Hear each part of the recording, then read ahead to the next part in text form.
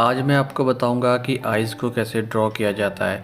Eyes का अंदर वाला पोर्शन, आइज़ का नीचे वाला हिस्सा, उसका स्किन का टेक्सचर जो है वो किस तरह से ड्रॉ करना है ताकि ज़्यादा से ज़्यादा रियलिस्टिक लगे। वो सभी चीज़ें मैं आज आपको इस वीडियो में दिखाऊंगा और बताऊंगा। अगर आपको ड्राइंग सीखने में इंटरेस्ट है तो आप मेरे इस चैनल को सब्सक्राइब कर लीजिए, क्योंकि हफ्ते में मैं कम से कम 2 वीडियोस तो ट्यूटोरियल की लेकर ही आता हूँ। कम से कम अब 3 वीडियो लाने की कोशिश करूँगा और इसी तरह की अगर आप वीडियोस देखोगे तो ज़रूर आपको कुछ सीखने को मिलेगा और आप अपने आर्ट करियर को आगे ले जा सकते हो। तो पहले हम शुरुआत करेंगे फ्री हैंड ड्राइंग से। अगर आप आउटलाइनिंग बनाना सीखना चाहते हो तो मुझे कमेंट कर देना, मैं आपको आउटलाइन कैसे ड्रॉ करनी है अलग अलग तरीक़ों से, कई सारे इजी वे भी हैं, उनसे आपको कितनी आसानी से उन सब तरीक़ों को इस्तेमाल करके आप बहुत आसानी से आउटलाइन ड्रॉ कर सकते हो। वो सभी चीज़ें मैं आपको बता दूंगा जब आप कहोगे कि आपको वो सीखनी है तो अब हम नॉर्मल आउटलाइनिंग हमारी बन चुकी है और अब हम इस स्केच में हम देखेंगे कि आउटलाइनिंग बनने के बाद स्किन के अंदर टेक्सचर कैसे भरे जाते हैं। इसके लिए आपको बहुत समय चाहिए। कम से कम इस स्केच के लिए, छोटे से स्केच के लिए मुझे 3 से 3.5 घंटे का समय लगा है। 3 घंटे, 2.5 घंटे की वीडियो होती, 1.5 घंटे की, 4 घंटे तकरीबन, हाँ मुझे 4 घंटे लगे इसको बनाने में। तो पहले मैं ये HB की पेंसिल इस्तेमाल कर रहा हूँ बिल्कुल ही हल्के हाथों से, और इसमें आपको बिल्कुल भी जल्दबाजी नहीं करनी है और आपको बिल्कुल ही हल्की हल्की फर्स्ट लेयर बनानी है, जिसमें आप HB की पेंसिल मैं यूज़ कर रहा हूँ शार्प करने के लिए। और उसे काफ़ी ज़्यादा मैंने क्या किया, शार्प कर रखा है ताकि बहुत ही बारीक लाइंस जो आँख के अंदर होती है वो ड्रॉ हो सके।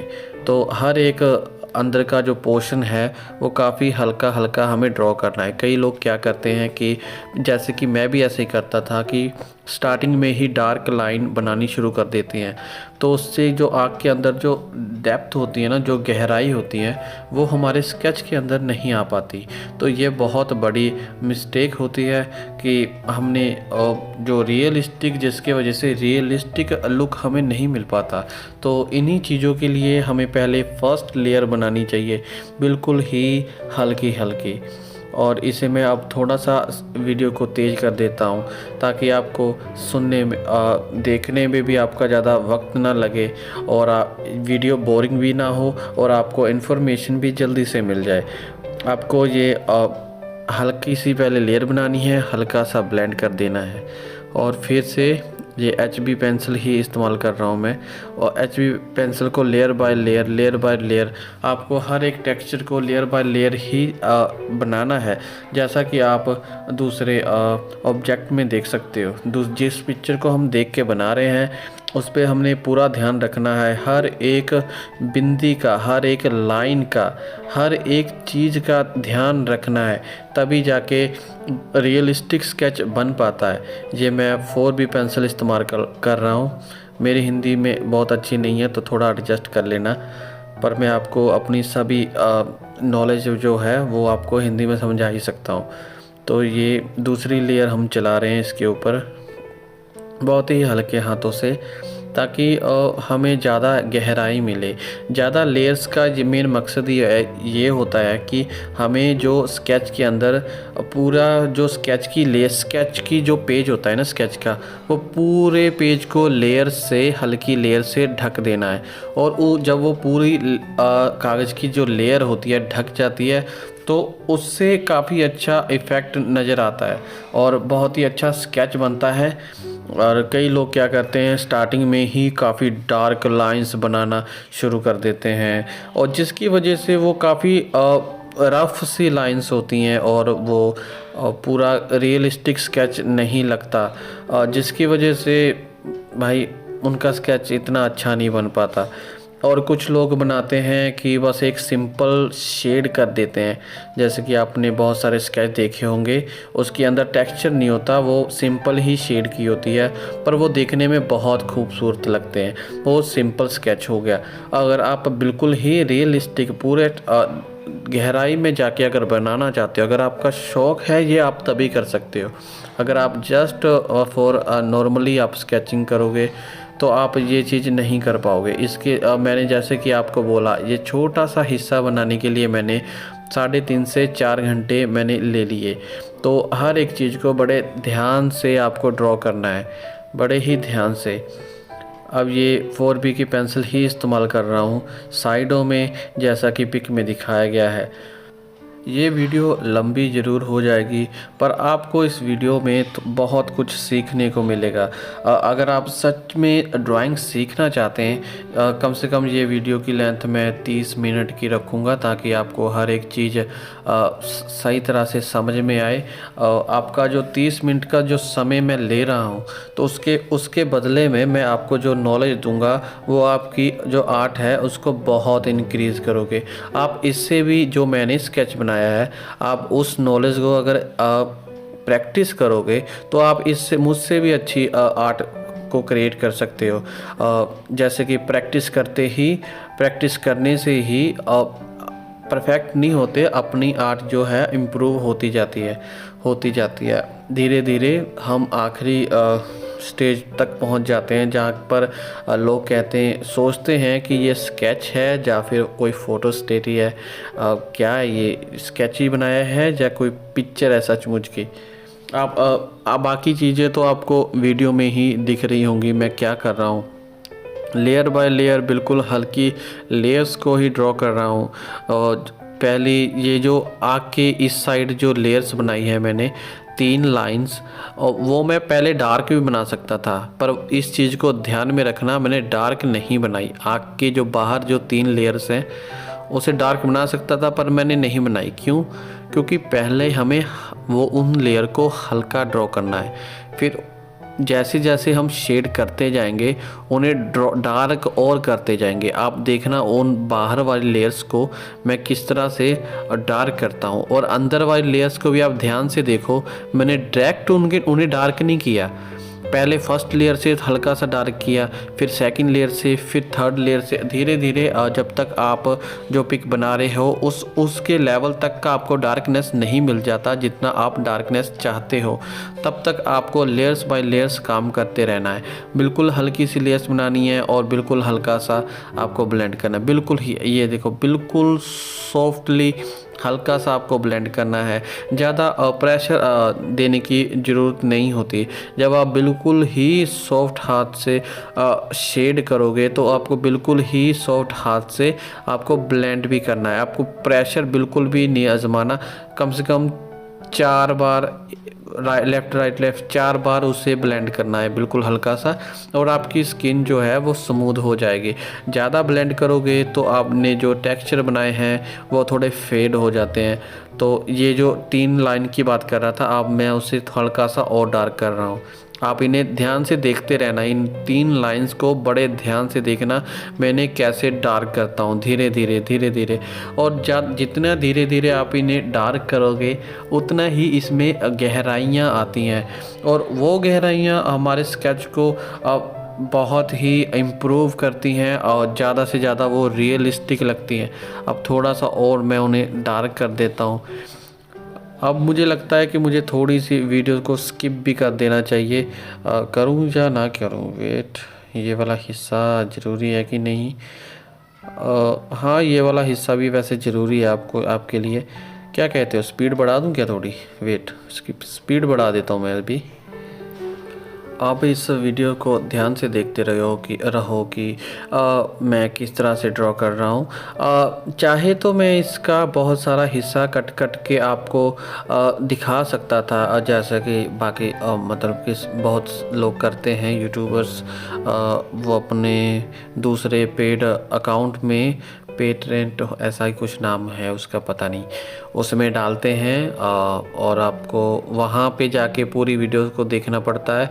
पर आपको मैं अपने चैनल पे ही पूरी की पूरी नॉलेज आपको अपने चैनल पे ही फ्री दे दूँगा।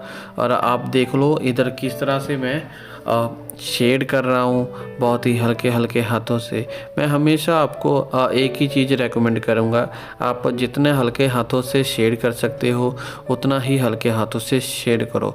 आप जितनी लाइंस को, बारीक लाइंस को पकड़ सकते हो उतना ही बारीक लाइंस को पकड़ो। आपको जो हाईलाइट है आपको, आप ज़्यादातर लोग बाद में देते हैं, मैं बाद में भी दे देता हूँ, पहले भी हल्की हल्की जो हाईलाइट की जगहें होती हैं उन पे ज़्यादा पेंसिल नहीं इस्तेमाल करता, उन्हें पहले से ही हल्का हल्का खाली रख लेता हूँ। तो जब बाद में उस जगह पे हाईलाइट देता हूँ तो वो जगह इरेज़र से बहुत अच्छी लगती है और जिसका फ़ायदा बाद में स्केच में होता है। मतलब मैं हमेशा आपको बार बार कह रहा हूँ कि स्केच के अंदर जितनी गहराई होगी, जितनी लेयर्स आप बनाओगे उतना ही आपका स्केच और अच्छा बनेगा। अब इस पेंसिल में मैंने मतलब कितनी पेंसिल यूज़ की है, 3 पेंसिलें, हाँ, एक HB पेंसिल और एक 2B पेंसिल और एक 4B पेंसिल, और इन तीनों पेंसिलों का इस्तेमाल करके ही मैंने ये पूरा स्केच क्रिएट कर लिया है। आप इस वाले पोर्शन को बड़े ध्यान से देखना कि कैसे मैं ये जो आइज़ के ऊपर वाला टेक्सचर है उसे कैसे ड्रॉ करता हूँ।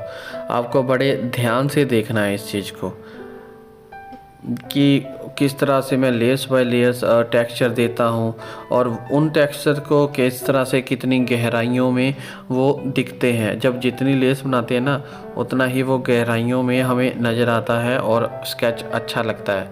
जैसे हमारी स्किन होती है बिल्कुल ही सेम टू सेम वैसे ही। आप कई लोगों से, आपसे अगर पहली बार आप ट्राई करोगे तो आपसे ऐसा स्केच नहीं बन पाएगा। अगर आप स्टार्टिंग की है अपने सीखने की तो आपको क्या करना है, एक स्केच को एक बार बनाना है, नहीं बना तो कोई बात नहीं, आपको कोई और पिक उठानी है उसे बनाना। एक ही पिक्चर को आप बार बार इस्तेमाल मत करते रहना क्योंकि उससे आपको बोर हो जाओगे। अगर आप चेंज करते रहोगे अलग अलग स्केच में तो उससे आपका इंटरेस्ट बनता रहेगा कि ये वाला स्केच कैसे बनेगा, ये वाला स्केच कैसे बनेगा। तो इसी तरह से आपको स्केच की प्रैक्टिस करनी है। सबसे पहले आप क्या आपको करना चाहिए कि पहले आपको आउटलाइनिंग की प्रैक्टिस कर लेनी चाहिए। जितनी अच्छे तरीके से आप आउटलाइनिंग सीखोगे उतना ही आपको बहुत आसानी होगी बाकी चीज़ों को सीखने में। एक आउटलाइन ड्रॉ करना और आउटलाइनिंग के अंदर जो होता है मटेरियल, ये जो शेड होते हैं वो फिल करना, दोनों ही अलग अलग चीज़ें हैं और दोनों में ही आपको काफ़ी ध्यान देना होता है। मतलब कि अगर आप अच्छी आउटलाइन बना लेते हो पर उसके अंदर जो डिटेल्स हैं वो फिल नहीं कर पाते तो आपका स्केच उतना अच्छा नहीं बनता जितना बनना चाहिए। तो आपको हर एक चीज़ का ध्यान रखना चाहिए। आप फ्री हैंड भी ड्रॉ कर सकते हो। आप एक अपनी LCD के ऊपर पिक्चर को रख कर, मतलब आपके अपने कंप्यूटर की जो LED होती है वहाँ पे आपको पिक्चर रखनी है और पीछे से वो आपको शीट रखकर उस LED से आपको शैडो को आपको ड्रॉ कर लेना है। और आप ट्रेस भी कर सकते हो। अगर आपको आपकी अगर जो आउटलाइनिंग परफेक्ट हो चुकी है तो आप LED से आपको ट्रेस कर सकते हो। हाँ, वहाँ से भी आप कर सकते हो अगर आप जल्दबाजी में कोई स्केच ड्रॉ करना चाहते हो तो। अगर मैं जब फ्री माइंड होता हूँ, जब मुझे थोड़ी जल्दी होती है कि अभी यूट्यूब का कंटेंट कोई जल्दी से क्रिएट करना है तो मैं LED से भी ट्रेस कर लेता हूँ। वरना मैं ज़्यादातर फ्री माइंड, जब मेरा मन करता है ड्रॉ करने का तो मैं बिल्कुल ही फ्री हैंड ड्रॉ करता हूँ। बहुत सारे आर्टिस्ट पहले से ट्रेस कर लेते हैं क्योंकि वो अभी उनका जो सीखने वाला होता है वो चला गया। मतलब कि जो स्टार्टिंग की चीज़ें होती है ना आउटलाइनिंग, अब उसे क्या ड्रॉ करना, वो कुछ भी करके वो ट्रेस कर लेते हैं अलग अलग चीज़ों से। एक तरीका है, काफ़ी लाइंस बनाकर फिर आउटलाइन ड्रॉ करना, बहुत सारे तरीके हैं जिनके ऊपर मैं जल्द ही वीडियो लेकर आऊँगा। अगर आप कहोगे तो आप कमेंट में बता देना। अगर आपको उसी तरह की कोई वीडियोस चाहिए तो मैं आपके लिए वो वीडियोस भी लेकर ज़रूर आऊँगा, ताकि आपकी हर एक चीज़, हर एक तरीके से आपकी हेल्प हो सके और आपको जो नॉलेज चाहिए वो मैं आपको दे सकूं। मेरा चैनल इतना भी ज़्यादा ग्रो हो ना हो उसकी इतनी भी कोई दिक्कत नहीं है। अगर मैं आपको अच्छा कंटेंट दूंगा तो आपको अगर सीखने में अगर मदद मिलती है तो ज़रूर मुझे ज़रूर कमेंट करना कि आपकी वीडियो देखकर हमने ये प्रैक्टिस की थी। और आप मुझे इंस्टाग्राम पे या मेरा नीचे व्हाट्सअप नंबर है उस पर भी आप मुझे मैसेज करके बता सकते हो कि हमने ये प्रैक्टिस की थी और ये वाला स्केच हमने ड्रॉ किया है। तो मुझे बहुत खुशी होगी अगर आप ऐसा मेरी वीडियो को देख के अगर आप कुछ सीखते हो तो मुझे बहुत ही खुशी महसूस होगी। और ये आप ध्यान से वीडियो को भी देखते रहो और हम बीच में बातें भी करते रहेंगे, क्योंकि इतनी लंबी वीडियोस एडिट करने में भाई बहुत वक्त लगता है। मुझे अपना फ़ैन भी बंद करना पड़ता है ताकि फ़ैन की जो आवाज़ है वो माइक में ना आए, और अपने कमरे को दरवाज़ा बंद करके मुझे प्रॉपर सेटअप करके इस वीडियो को एडिट करना पड़ता है। छोटी वीडियोस में ज़्यादा बोलने की ज़रूरत नहीं होती, तो इसलिए वो तो आसानी से एडिट हो जाती हैं, क्योंकि उन वीडियो की जो लेंथ होती है वो 3 से 4 मिनट के बीच में ही रखता हूँ, ताकि देखने वाला भी बोर ना हो। और अगर वो कुछ सीखना चाहता है तो उसके लिए ये वाली वीडियोस है। ये वाली वीडियो अगर आप अभी तक देख रहे हो तो आप ध्यान देना मैं कैसे 1 बाय 1 डार्कनेस दे रहा हूँ, उसी सेम HB की पेंसिल से। मेरे हाथ में जो पेंसिल है वो अभी तक वही मैं इस्तेमाल कर रहा हूँ ज़्यादा डार्क पोर्शन देने के लिए। जब मैं सीखता था ड्राइंग तो मुझे उसमें काफ़ी समय लग जाता था, तो सही तरह से इंग्लिश में ज़्यादातर वीडियोस होती थी, तो देखता था कि कुछ बातें जो समझ में आ जाती थी, कुछ बातें नहीं समझ में आती थी। तो इन्हीं चीज़ों को मैं सोचता था कि कोई शायद हिंदी में सिखा दे। पहले मैं ड्राइंग की सामने वाले की आर्ट भी देखता था कि काफ़ी अच्छी अगर बनी है तो फिर मैं उसे ज़रूर ट्राई करता था कि ये तो इससे सीखना चाहिए हमें। इसकी जो पलकें हैं उसके लिए मैंने 4B पेंसिल इस्तेमाल की है, जिसे मैंने काफ़ी ज़्यादा शार्प रखा है।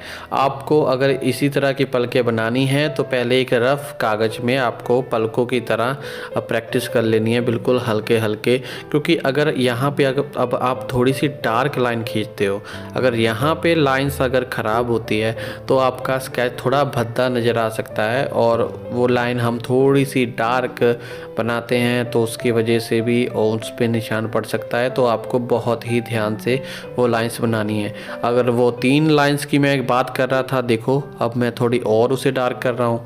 ऐसे ही 1 बाय 1 आपको हर एक टेक्सचर को ध्यान से रख के धीरे धीरे आपको डार्क करना है। तो मैं यहाँ से आपको ये जो पलकें हैं इसे हल्की हल्की सी नीचे जो शेडो है उसे हम ड्रॉ कर देंगे। और अब मैं आपको एक मेन हिस्सा सिखाने वाला हूँ, जो है आइज़ का टेक्सचर, आइज़ के नीचे वाले हिस्से का टेक्सचर। आपको इसे बहुत ही ध्यान से देखना है कि मैं कैसे ड्रॉ करता हूँ। अगर आप ये सीख गए तो आपकी जो स्किल है वो काफ़ी अच्छी हो जाएगी आर्ट की। ये थोड़ा सा हाईलाइट दे देता हूँ इधर हल्का हल्का। सही है, हल्की हल्की थोड़ा सा और कर देता हूँ। यहाँ का हिस्सा भी हाईलाइट, जितना हाईलाइट होगा उतना ही अच्छा रहेगा, बिल्कुल ही ऐसे। अब शुरू करते हैं अपना मेन हिस्सा। बिल्कुल ही हल्के हाथों से पहले मैं शेड कर रहा हूँ, जैसा कि पिक में दिखाया गया है, बिल्कुल ही हल्के हाथों से लेयर्स बाय लेयर्स आपको इसमें काम करना है ताकि आपको ज़्यादा गहराई मिले। अब आप इसको ध्यान से देखना, ये वाला हिस्सा अगर आप सीख गए तो आपका जो करियर है आर्ट का, वो मैं ज़रूर मानता हूँ कि उसमें बहुत सुधार होगा। आप इसे ध्यान से देखते रहो, इसे मैंने ज़्यादा स्पीड में नहीं चलाया है, आप ध्यान से देखो इसे। और इसमें आपको थोड़ा सा टाइम अगर अगर आपका थोड़ा लगेगा, पर जैसा कि मैंने आपको कहा 30 मिनट बेशक आपके मैं ले लूँ, पर आपको वो 30 मिनट ऐसा नहीं होगा कि उसमें से एक भी मिनट आपका ख़राब होगा। आप ध्यान से देखते रहो। ज़्यादातर मैं प्रैक्टिस किया करता था, सच में वो प्रैक्टिस नहीं थी, वो एक फ़न था जो कि मैं क्लास रूम में करता था कि अपने अब मेरी हर एक कॉपी के पीछे कोई ना कोई आर्ट बनी होती थी। एक बार अपनी मेरी एक फेयर कॉपी थी, तो उसके पीछे मैंने एक आर्ट बनाई हुई थी, तो मेरे टीचर ने पहले मुझे बुलाया और पीटा, और फिर उस टीचर ने फिर बुलाया मुझे, फिर उन्होंने मुझे शाबाशी दी। और उनका नाम था, नाम भूल गया मैं, बबलू शर्मा, हाँ उनका यही नाम था। उन टीचर्स ने पहले मुझे बुलाया और पीटा, और फिर बाद में मुझे शाबाशी दी। उन्होंने बोला कि फेयर कॉपी के मगर ऐसा ड्राइंग नहीं करते, उसके लिए ड्राइंग की कॉपी तुम्हारे पास अलग से है, ड्राइंग की शीट में ही आपको वो करनी चाहिए। तो मुझे पता नहीं चला कि मुझे अप्रिशिएट किया गया है या फिर मुझे जलील किया गया है। तो ऐसे ही किस्से कई सारे बहुत सारे हैं। तो धीरे धीरे जैसे जैसे हम नई नई वीडियोस लाते रहेंगे, वैसे वैसे ही आपको मैं कई सारे किस्से हैं, सभी मैं आपको बताता रहूँगा कि मेरे आर्ट करियर में पहले क्या क्या हो चुका है। और वो काफ़ी इससे मज़ेदार किस्से मज़ेदार भी हैं। एक बार मैंने अपने हाथ के ऊपर वो एक ड्राइंग का एक टैटू बनाया था अपने हाथों से। तो मेरे टीचर्स ने मुझे पकड़ा मेरा हाथ, और मुझे कई सारी क्लास साथ वाली जो सीनियर की क्लास थी वहाँ लेकर गए, और देखो ये देखो इसने हाथ में क्या बनाया है। और फिर मुझे स्टाफ रूम में लेकर गए, देखो इसने हाथ में क्या बनाया है। और वहाँ पे स्टाफ रूम के जो टीचर्स थे वो मजाक कर रहे थे कि तुम मेहंदी भी लगाते हो क्या? क्या यार, ये इज्जत है क्या? इज्जत का कबाड़ा कर दिया भाई का। पर ऐसी ही किस्से होते रहते हैं। फिर उन्होंने क्या कहा था, उन टीचर्स ने मुझे कहा था कि तुम स्कूल के बाहर दरी बिछा कर बैठ जाओ और 10-10 रुपए में ये टैटू बनाया करो हाथ में। और आज मैं आपके सामने ये वाला स्केच बना रहा हूँ। तो कभी कभार अच्छा भी लगता है, जो चीज़ें लाइफ में हुई है काफ़ी मज़ेदार थी, और कुछ चीज़ें तो ऐसी हैं कि कभी भी मैं आपको शेयर ही नहीं करूँगा, क्योंकि वो मेरी ज़िंदगी के कुछ डार्क हिस्से हैं। तो इसको बड़े ध्यान से आपको, ये आपके सामने है कि आप इससे किस तरह से आप हर एक चीज़ को ध्यान से ड्रॉ करते हो। यहाँ पे मैं आपको नज़र ही आ रहा होगा कि फिर से मैं हल्की हल्की शेड किए जा रहा हूँ, बिल्कुल ही हल्की हल्की। और ये जो ब्लेंड कर रहा हूँ इसमें मैंने बिल्कुल भी प्रेशर इस्तेमाल नहीं किया है। और आपको अगर आपको एक वजह चाहिए, आपको एक चीज़ बताऊँ क्या, आपको एक वजह चाहिए कुछ ड्रॉ करने के लिए। वो वजह क्या है? आपका मन करता है, आप इसीलिए ड्रॉ करते हो, या फिर आप कुछ सीखना चाहते हो क्योंकि आपने दूसरे को देखा वो अच्छा ड्रॉ करता है, इसीलिए आप भी उसी तरह का ड्रॉ करना चाहते हो, आप इसीलिए ड्रॉ करते हो। या फिर आपकी किसी ने तारीफ़ कर दी थी, और जैसे बचपन में मेरे साथ हुआ, आप उस तारीफ़ को फिर से पाने के लिए आप ड्रॉ करते हो, क्योंकि आपकी लोग तारीफ़ करते हैं। मेरी बचपन में लोग तारीफ़ करते थे, और इसीलिए मैं और दिल लगा के और अच्छी अच्छी ड्राइंग्स बनाता था। तो एक बार टीचर्स, मैं एग्ज़ाम दे रहा था ड्राइंग का, वो शायद मैं तीसरी क्लास में था, पता नहीं फोर्थ क्लास में या थर्ड क्लास में। तो टीचर्स ने बोला था, पीठ पीछे वो खड़े हुए थे और मैं नीचे बना रहा था बैठ के। तो एक टीचर ने दूसरे टीचर से बोला कि ये पढ़ाई में तो वीक ही है, पर ये ड्राइंग अच्छी करता है, क्योंकि मैं बड़े ध्यान से वो पेंसिल वाले स्केच नहीं होते, उससे उस सेब को एप्पल को मैं बड़े ही ध्यान से उसमें कलर फिल कर रहा था। तो टीचर देख रहे थे कि बाकी सब बच्चे तो लगे हुए हैं घिसने में, पर मैं बड़े ध्यान से उसे कोशिश कर रहा था कि बिल्कुल ही पता ना चले कि कई सारी लाइंस होती हैं ना, वो जो दूसरे स्केच होते हैं कलर वाले, शाई वाले जो स्केच होते हैं वो वाले स्केच थे। तो हम उस जब उन्हें शेड करते थे तो कई सारी लाइंस बन जाती थी बीच बीच में। तो मैं कोशिश कर रहा था कि वो बिल्कुल ही स्मूथ कलर मैं फिल करूं ताकि उसके अंदर जो लाइंस होती हैं वो नज़र ना आए। तो यही मेरी तब भी कोशिश थी। और उसके बाद मैं कलर पेंसिल के स्केच बनाना चाहता हूँ, पर मेरा अभी बजट ही नहीं है। मैंने कलर पेंसिल देखी थी, वो कम से कम 14,000 की किट थी। तो उससे नीचे भी आते हैं, पर उनकी क्वालिटी कुछ ख़ास नहीं होती। क्योंकि अगर मेरा बजट बनता है तो मैं कलर स्केच लाऊंगा और पेंसिल्स, और उससे भी प्रैक्टिस करूंगा ताकि नई नई चीज़ें और सीखता रहूं। और साथ में आपको भी सिखाऊंगा, प्रैक्टिस करूंगा, खुद सीखूंगा।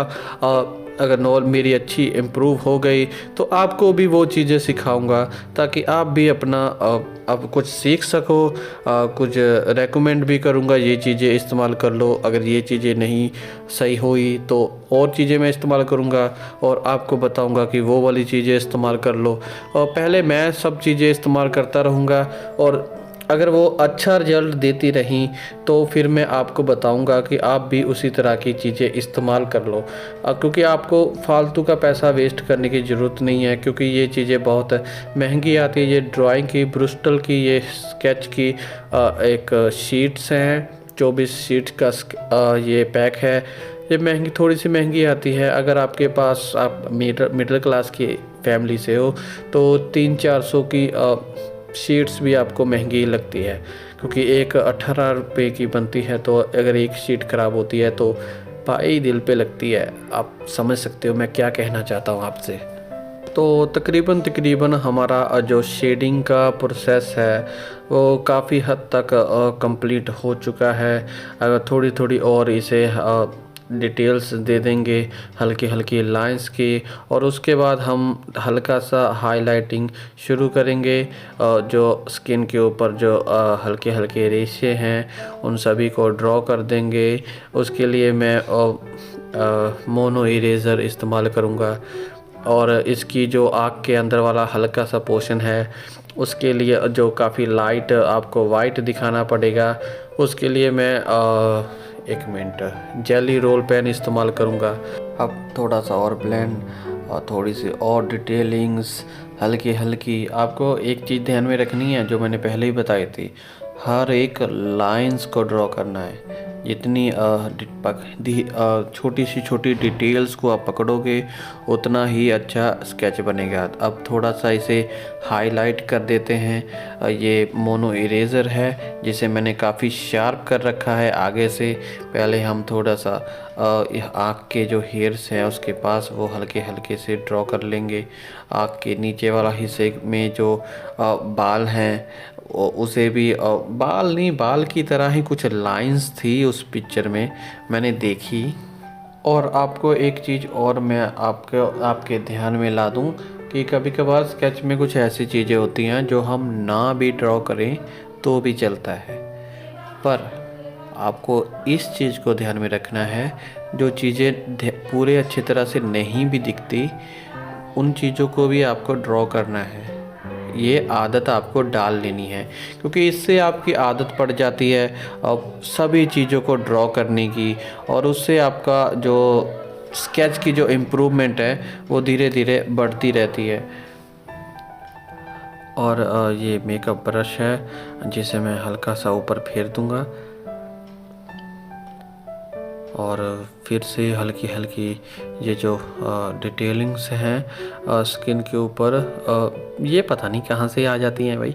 मैंने पिक्चर्स में देखा ये बहुत ही हल्के हल्के बाल्स टाइप हैं स्किन के ऊपर। ये आप अगर स्केच में भी देख सकते हो, बहुत ही हल्के हल्के आँखों का नीचे वाला ये पोर्शन है, यहाँ पे हम थोड़ा सा प्रेशर इस्तेमाल करेंगे, क्योंकि ये थोड़ा इरेज कम हो रहा था, तो हम थोड़ा सा प्रेशर इस्तेमाल करके इसे इरेज कर देंगे। और ये अब जेली रोल पेन है जिसे मैं इस्तेमाल कर रहा हूँ। अगर ये इस्तेमाल करने का तरीका है, एक बार आप चला के देखिए, ना चले तो साइड में घिस कर और दोबारा फिर से चला लीजिए। मेरे साथ भी ऐसा ही होता है, पहले बार में तो ये चलता नहीं है, साइड में थोड़ा सा रब करूं तो चल जाता है। अब हल्की हल्की डिटेल्स इससे हम देते रहेंगे, बिल्कुल ही प्यारी सी, बिल्कुल ही सॉफ्ट, हल्की हल्की। आपको इसमें भी प्रेशर नहीं इस्तेमाल नहीं करना, ठीक है, ध्यान में रखना, बिल्कुल भी प्रेशर जो है इस्तेमाल करना ही नहीं है। ऊपर भी हम थोड़ा सा, जहाँ पे ज़्यादा वाइट पोर्शन है, ऊपर भी हल्की हल्की डिटेल्स दे देंगे। स्टार्टिंग में थोड़ा सा ये अलग नज़र आता है, जब उसे ये जो ऊपर हमने जेली रोल पेन इस्तेमाल किया है उसके ऊपर हम जब उसे हल्का सा ब्लेंड करेंगे हल्के हाथों से, तो वो एकदम मिक्स हो जाएगा, तो उससे हमारा स्केच और अच्छा लगेगा, थोड़ा सा रियलिस्टिक टेक्सचर आता है। तो मेरा ये कैमरा दिखने में तो अच्छा है, पर ये ना बिल्कुल वैसी पिक्चर नहीं दिखाता, पता नहीं क्यों। जैसा ये बनता है ना, ये बिल्कुल same to same texture picture नहीं दिखाता, ये थोड़ा सा कलर्स चेंज करके दिखाता है। अगर दूर से पिक्चर क्लिक करूं तो इसके जो ज़्यादा जो क्लोज वाले टेक्सचर होते हैं वो ये गायब कर देता है, तो इसमें बहुत सारी ऐसी दिक्कतें आती हैं। तो तकरीबन हमारा ये स्केच तैयार हो चुका है, आपके सामने है, आप इसे देख सकते हो कि हर एक चीज़ को हमने कैसे ड्रॉ किया। मैंने आपके तकरीबन 30 मिनट अभी तक 31 मिनट आपके मैंने लिए हैं, सॉरी ख़राब नहीं कहूँगा, क्योंकि आपकी ये जो टाइम है ये ख़राब नहीं किया मैंने। आपको आपकी जो ये मैंने आपको जो नॉलेज दी है, ये आप अगर अपने स्केच में इसे अप्लाई करोगे तो मैं ज़रूर विश्वास करता हूँ कि आपका जो स्केच है वो अच्छा ही होगा। आपको छोटी छोटी चीज़ों को ध्यान में रखकर अपनी डेली प्रैक्टिस करते रहना है, और आपको अपना स्केच इम्प्रूव करते रहना है। आपका एक ही दिन में ये स्केच इम्प्रूव नहीं होगा, आपका धीरे धीरे आपकी जो स्केच है वो अच्छे होते जाएंगे। जो स्केच का जो लेवल है वो धीरे धीरे बढ़ता जाएगा। अगर आप सोचोगे कि एक ही हफ्ते में आप अच्छा स्केच बना लोगे तो ऐसा पॉसिबल नहीं है, इसमें सालों लग जाते हैं हर एक चीज़ को इम्प्रूव करने में। कभी कभार सोचते हैं कि भाई ये तो हो ही नहीं रहा, ऐसा नहीं करना। आपको बस आपका ज़िंदगी का बस एक मकसद बना लो कि आपको बस ड्रॉ करना है, कैसा भी बने, कुछ भी बने, आपको फ्री हैंड ड्रॉ करना है, कुछ भी बस ड्रॉ करते रहो। अगर ऐसा ही आप करते रहोगे तो आपका जो स्केच है, मैं गारंटी से कहता हूँ वो अच्छा होगा, बिल्कुल ही अच्छा होगा। आप भी अगर इस तरह के स्केच बना के YouTube पे अपलोड करते रहोगे तो आपको उससे अगर कोई कहेगा कि अच्छा बनाया है, उससे आपको मोटिवेशन भी मिलेगा। आप अपनी स्केच की वीडियोस या फिर पिक्स सोशल मीडिया में ज़रूर शेयर करो, ताकि लोग अप्रिशिएट करते हैं तो खुशी होती है, उससे हमें और मोटिवेशन मिलता है। अगर समझाते हुए आपको मेरे कुछ शब्द इधर उधर हो गए हों तो उसके लिए मुझे माफ़ करना, मुझे इतना लंबा बोलने की प्रैक्टिस नहीं है और हिंदी मैं अच्छे बोल भी नहीं पाता, तो प्लीज़ उसके लिए मुझे माफ़ कर देना। जो चीज़ें मैंने आपको सिखाई हैं अगर आपके वो काम आती हैं तो प्लीज़ मुझे कमेंट करके बताना कि आपने ये चीज़ें सीखी, कुछ चीज़ें आपने नहीं सीखी हैं तो मुझे वो कमेंट करके बता देना। अगर आप मेरी इसी तरह की वीडियोज़ और देखना चाहते हो तो मेरे इस चैनल को लाइक सब्सक्राइब कर लीजिए, ताकि मैं आपके लिए ऐसी ही अपना आर्ट की स्किल को इम्प्रूव करने वाली वीडियोस और लाता रहूं। मैं अभी खुद प्रैक्टिस करता रहूँगा और आपको भी करवाता रहूँगा, ताकि हम एक साथ ही आगे बढ़ते रहें सभी लोग। तो जय हिंद, जय भारत। हम फिर से मिलेंगे अगली किसी वीडियो में। Okay, bye bye.